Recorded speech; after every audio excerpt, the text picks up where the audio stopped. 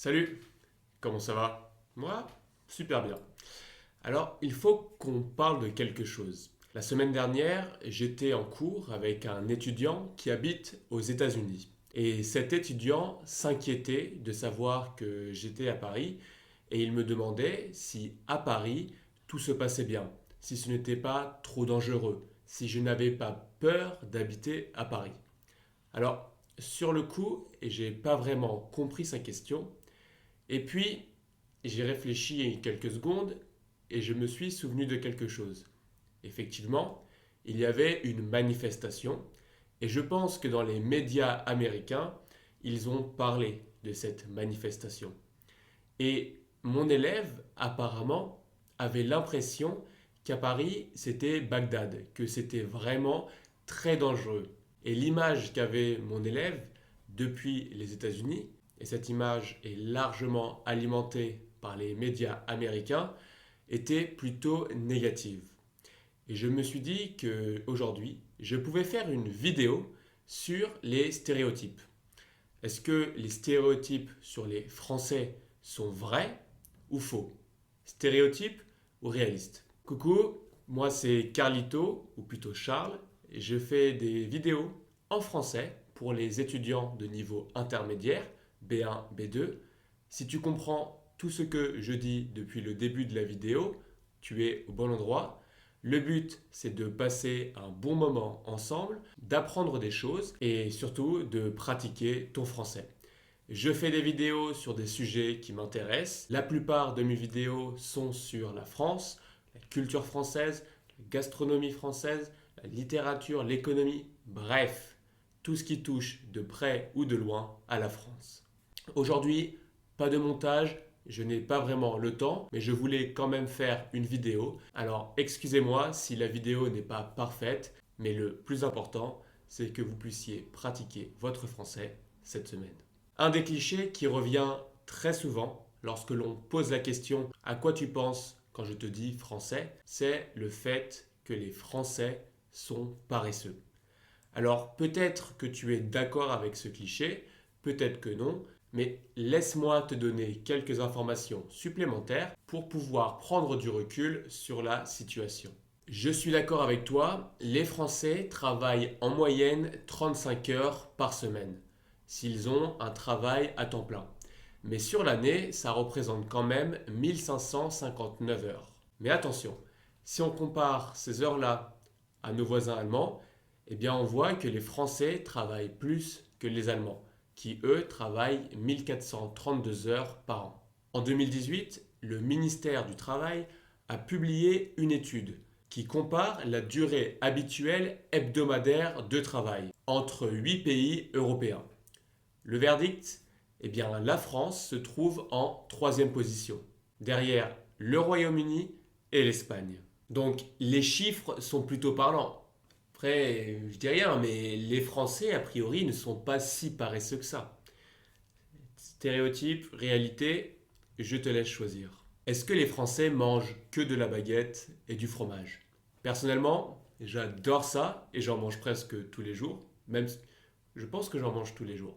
Mais bon, peut-être que je ne suis pas représentatif de la moyenne des Français. D'ailleurs, est-ce que tu sais que la baguette est inscrite au patrimoine immatériel de l'UNESCO depuis 2022? C'est pas mal, hein? Avant de poursuivre, voici quelques chiffres.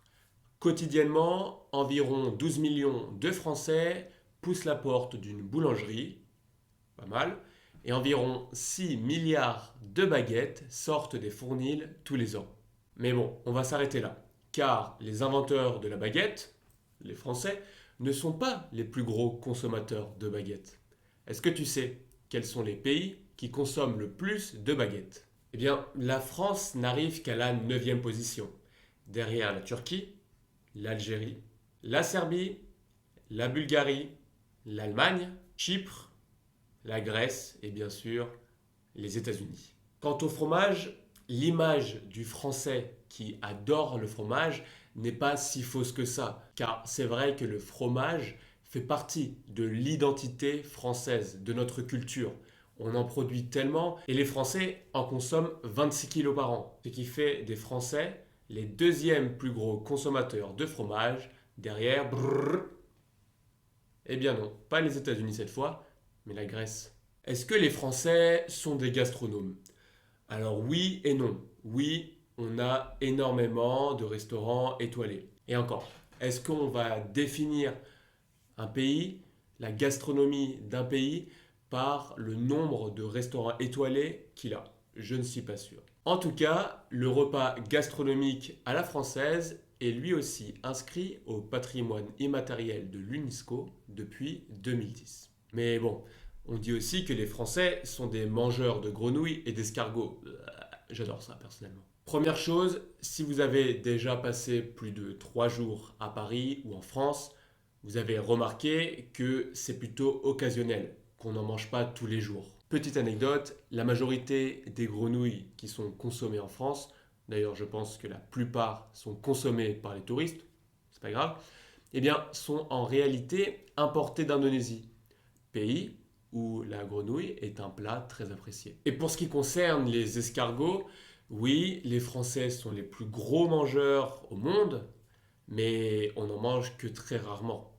Autre stéréotype que je retrouve énormément, et je ne sais vraiment pas d'où ça vient, c'est les Français sentent mauvais.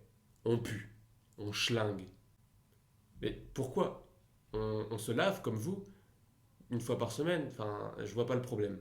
On a cette réputation de ne pas prendre de douche. Et là, je vais sortir une étude de l'IFOP qui montre que 76% des Français prennent une douche tous les jours, contre 56% des Italiens et 68% des Britanniques. Donc c'est pas nous les crados, hein. Alors j'ai fait quelques recherches et ce stéréotype vient en réalité du fait que les étrangers qui viennent en France trouvent que l'espace public est très sale, que ce soit les toilettes publiques ou la route. Et pour le coup, je suis assez d'accord avec ça.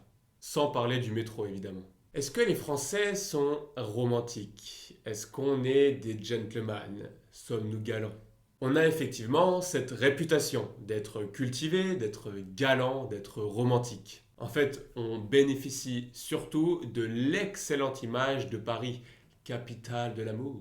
Babel a d'ailleurs récemment dévoilé une étude qui montre que le français est à la première place du classement des langues de l'amour. C'est vrai que lorsque je parle, c'est enivrant, c'est soporifique, c'est très sexy. Et oui, on est devant l'italien et l'espagnol, qui sont, je dois l'avouer, aussi de très belles langues.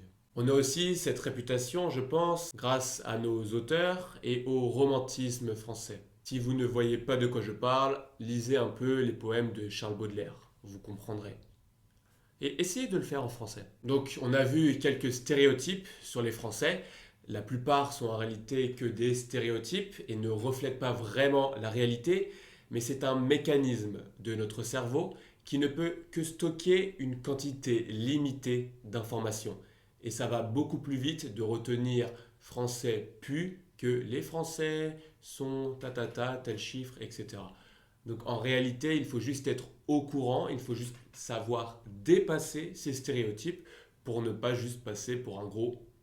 Bien sûr, il y a certains stéréotypes qui sont ridicules et il y en a d'autres qui se rapprochent de la réalité et qui ont des explications rationnelles. Alors les amis, si je peux vous donner un petit conseil, faites preuve d'esprit critique et tout se passera bien. Il est temps de se quitter, je vous souhaite une très bonne semaine. Si vous avez aimé la vidéo, comme d'habitude, n'hésitez surtout pas à mettre des likes et à vous abonner, c'est très important.